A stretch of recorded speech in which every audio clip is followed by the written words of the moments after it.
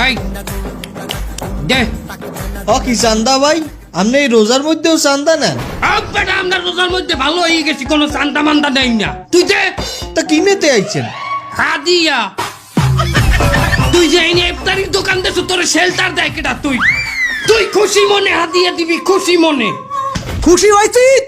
হ্যাঁ আমি খুশি হয়েছি, এই খুশি আমি সবাইকে জানাই দিতে আছি। খারান বাসা তো মনে হয় পুলিশে ফোন দেয়।